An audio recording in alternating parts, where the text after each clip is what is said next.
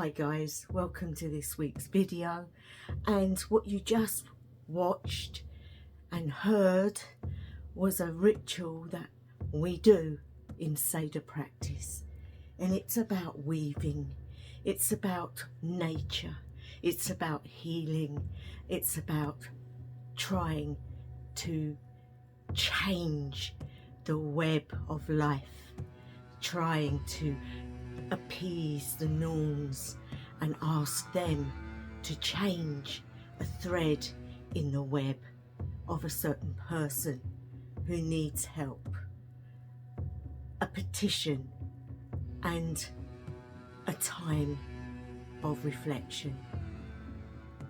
What is this about, you might ask? It is a ritual, a spell, but a combination of deity work as well. And this is going to be a very short video, but I just wanted to explain that what you saw, and I'm going to show what I did. There you go, if you couldn't see it in the other thing. What you do is that you get yourself a twig from your garden or wherever you can, and it doesn't have to be washed or anything, for it has everything you need. It has exactly the nature, the essence, and you don't need to do anything. And what you do is you use a thread, and be it the colour that you feel it should. That is the only thing I would suggest, is that you're not guided by what your mind is telling you, but what your spirit is telling you. And if the person that you know is feeling ill, sometimes white is the best colour, because it will bring the pure light through. And it might be that it's somebody that's about to pass.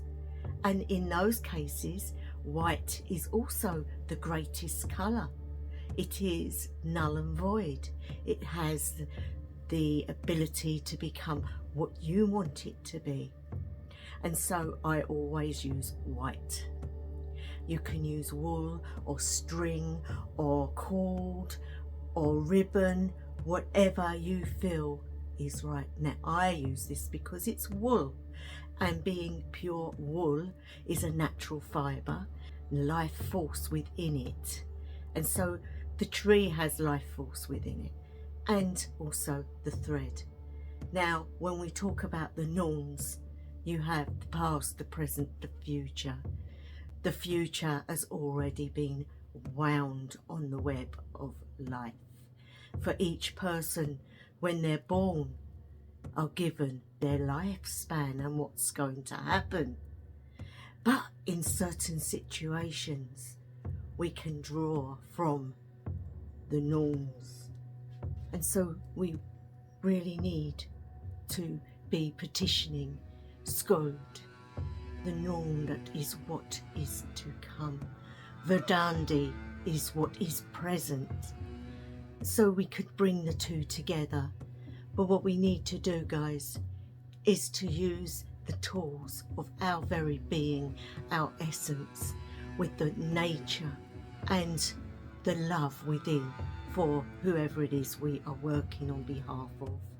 And so when we weave, we are asking for the privilege to be with Skuld and ask for her to intervene and maybe change her mind on the situation.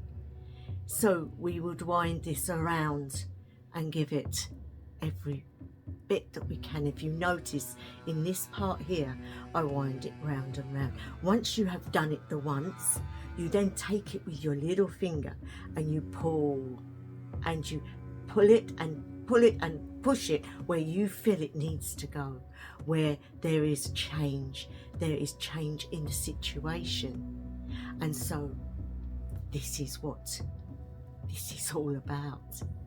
Now also, by doing this, we need to feel that closeness with the Norns, and so I often do a meditation and a path working after I've done this bit to take this with me to the Norns, to the tree Yggdrasil, to the bottom of Yggdrasil where they are, and there's Urd as well. So you've got all three there with the weird, doing the thread work, just like you've been doing. But theirs is more important because theirs is per person, the fates, the Norns. And so this is very important. If you take this upon yourself, you are physically changing somebody's future. But with the blessing of the Norns, with the blessing of them, it's a possibility to be able to change the fate of a person or an animal.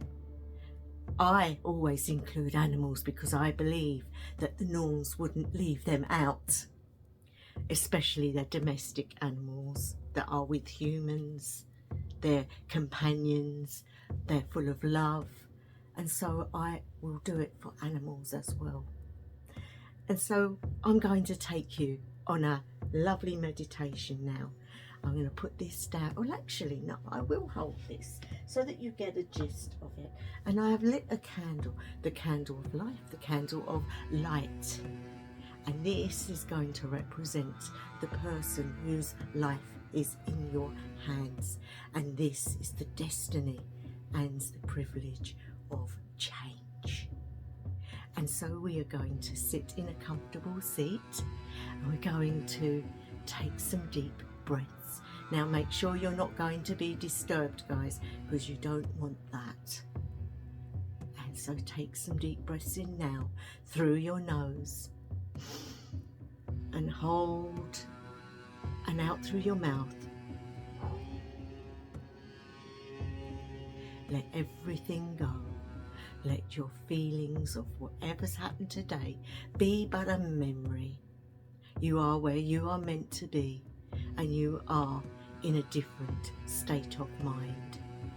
As each part of your body starts to relax, you feel the energy of excitement filling you, the feeling that you can be with the Norns, and you have the Norns on your mind. Think about what they might look like. Think about what each one is dressed like and what they are doing and what it's like at the bottom of the tree, the bottom of Yggdrasil. Think about all that as you are relaxing each part of your body, starting at the feet, letting your toes grow numb, letting your ankles relax into the toes, and letting it feel like it's all disappearing. As it comes to the knees, just let them go. And now the hips, and the back, and the stomach, and up past into the chest and the heart, into the shoulders and the arms and the fingers. Just let it all go. Let it all relax. And up into the jaw, and now into the eye area and the third eye area, and head part where you are open to the light of life, death, and all that's in between. Now I want you to see a path in front of you. It is a beautiful meadow, and the grass is damp because it is evening, but not dark. We are in the twilight. And as you walk, you notice your feet are bare. And we want to put upon our feet the sign of Algis. Algis is the sign that is like the antler. It looks like the fork, the three prongs on the long bit in the middle. In your mind's eye, draw it with your finger, which turns into blood as you touch your feet. Draw the symbol and we will say the name of the rune.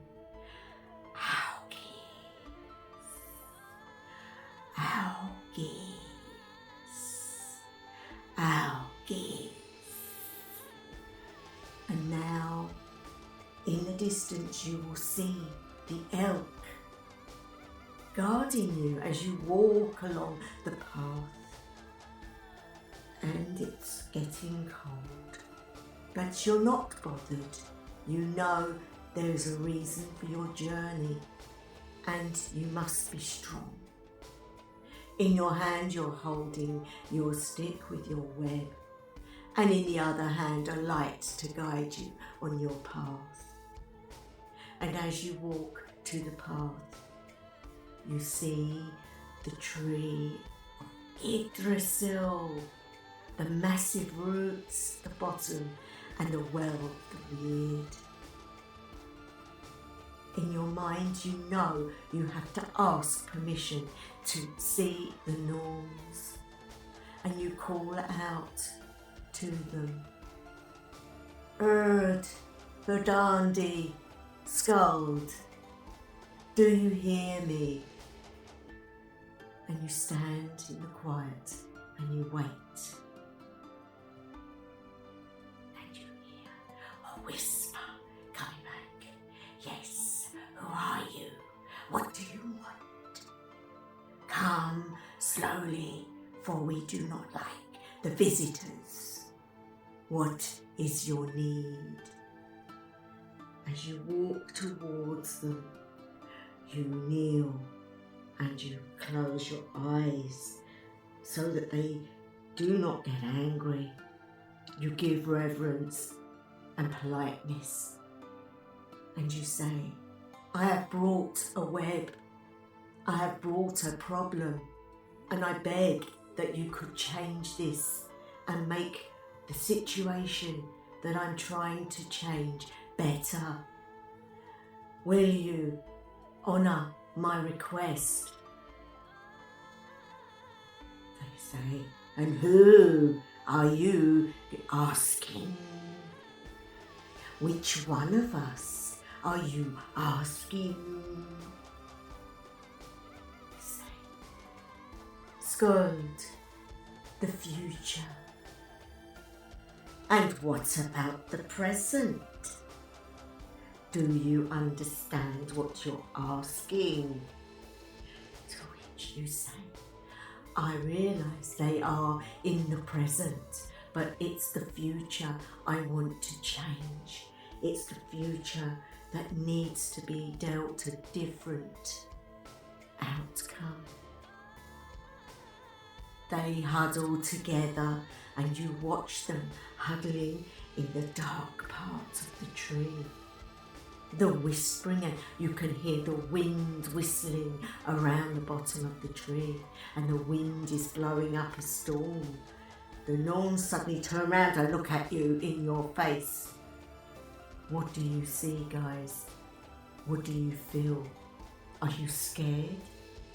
Or do they make you think there is hope? You stand your ground and you stand there and you say to them, I honour you today and I honour your gift to the people of Midgard, that they have their outcomes already perceived. But Odin himself has said there is a possibility for change if the person is real enough to ask. And this day I come before you and ask.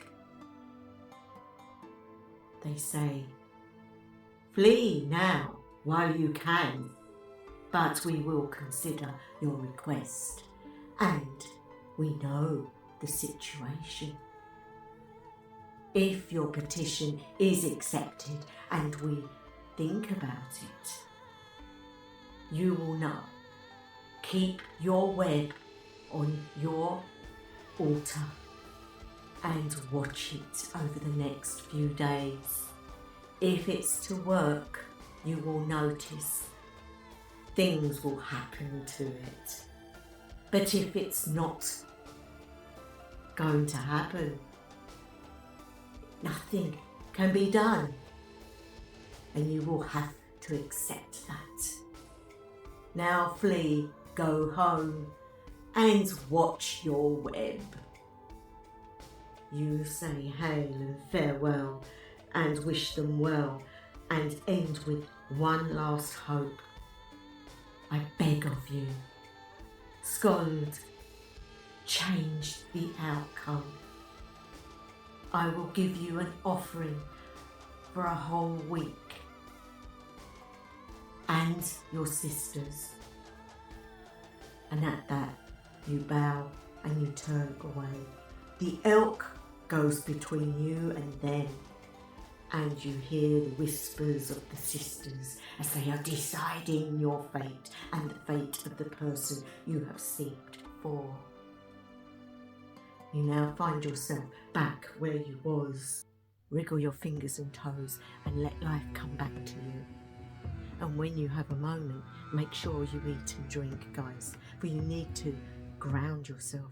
Now, you might say, why were they so tough? Why was they not very nice?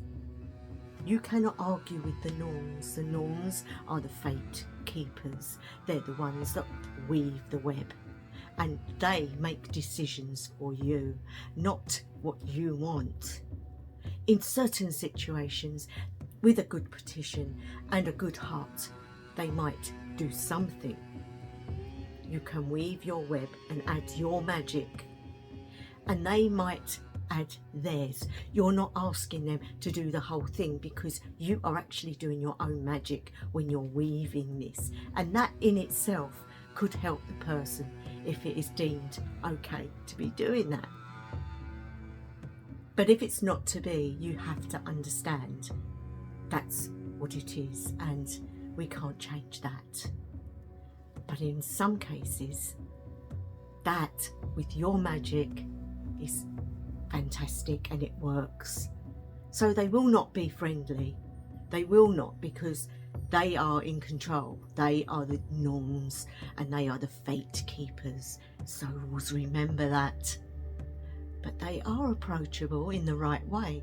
And so if you do this, when you put this on your altar and leave it there with a picture of the person or something that reminds you of the person, you can also light a candle each day and meditate for an hour about the healing or what it is in the situation. And your magic itself could be enough to change situations. It might give you more time with the person if they're not very well and they're dying. It might help them to get better. It might give them that added strength. This is very powerful magic, guys. Weaving the web is very special. But also, it's something that was done in a lot of witchcraft, not just Seder practice. Weaving was done at night time for the women back in Viking times and before.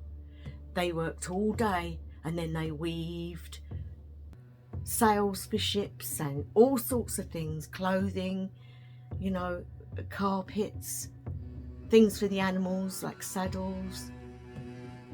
And so when they weaved, they didn't just weave the material, they weaved, and they also made from the wool the actual thread, and spinning was also done in the evenings. And if they were doing the magic with it, they could be up all night. These women were vulvas, they were strong, and they were warriors for their villages. And so this was a practice that was done deliberately. Now, this, in this day and age, is done slightly differently, but I find this works for me, guys. So if you want to give it a try, have a go. Anyway, thank you to my new subscribers. Thank you to all that's always here.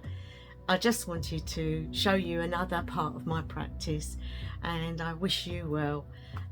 Thank you for watching. So, wherever you are, whatever time of day, night or evening it may be, I wish you the best ever, House of Alang.